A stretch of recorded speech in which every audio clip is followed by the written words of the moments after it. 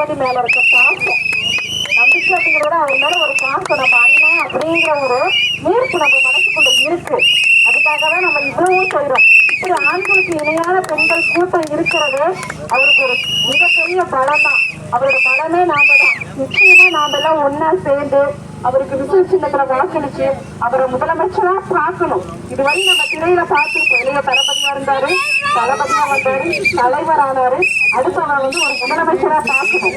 அவர் வந்ததே நமக்காக தான். இத்தனை பேசோட அன்பை இப்போ அவர் மேல காட்ட அன்பை நாம பார்க்கும்போது இவ்வளவு சந்தோஷம் வந்து ஏதாவது பண்ணணுங்கிற என்ன நமக்குள்ள இவ்வளவு வருது. அப்ப அவருக்கு எப்படி இருக்கும்? உண்மையா பாசம் காட்டுற நாம அவர் அந்த பாசத்தெல்லாம் முழு மனசோட ஏற்றுக்கிட்டு நமக்காக மட்டும்தான் எல்லாமே விட்டுட்டு வர்றாரு. எனக்கு போதும், எனக்கு பணம் போதும், இன்னைக்கு என் மக்கள் தான் வேணும், நான் அவங்களுக்காகவே வருவேன், என் தங்கச்சி மேல ரொம்ப நம்புறேன், நம்ம அண்ணன் வந்தா நமக்கு நல்லது பண்ணுவாரு, என் அம்மா என்ன நம்புறாங்க, என் பையன் வந்தா எனக்கு நல்லது பண்ணுவாரு அப்படின்னு ஒவ்வொருத்தரோட நம்மளோட எண்ணங்களை புரிஞ்சுக்கிட்டு சரியான நேரத்துல வந்திருக்காரு. இதுதான் ரொம்ப ரொம்ப முக்கியம். இத்தனை வருஷமா கஷ்டப்பட்டோம். 10 வருஷமா ஒரே எம்எல்ஏ தான் நமக்கு இருந்திருக்காரு. அதான் ஒரு மாற்றமும் இல்ல. இந்த இடத்துல அடிப்படை வசதி, குடிநீர் வசதி இல்ல, கழிப்பறை வசதி இல்ல, பஸ் வசதி இல்ல. எதெல்லாம் அடிப்படையோ அதுவே தராத ஒரு அரசு நமக்கு வேணுமா?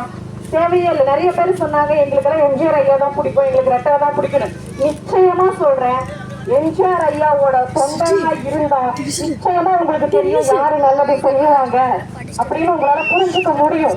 அவரே இருந்தா கூட நம்ம ஐயாக்கு நம்மளோட தளபதிக்கு தான் ஓட்டு போடுவாங்கன்னு நான் நினைக்கிறேன். ஏன்னா நம்ம தளபதி அந்த அளவுக்கு ஒரு மிகப்பெரிய தலைவரா வருவார். தமிழ்நாடு முழுவதும் நம்ம தளபதி முதலமைச்சர் ஆகும்.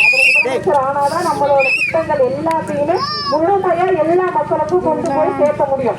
100 வாக்குறுதியை கொடுக்குறாங்க, 4 வாக்குறுதியை நடத்துறாங்க, அதுவும் 40 பேருக்கு தான் சேருது. மீதி 60 பேருக்கு போய் சேர மாட்டேங்குது. அதுல ஒரு பிரயோஜனமும் இல்லை.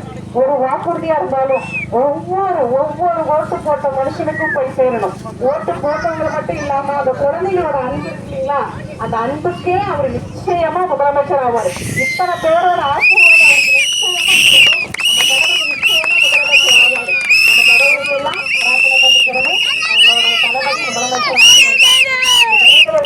வந்ததுக்கு உங்க எல்லாருக்கும் ரொம்ப நன்றி.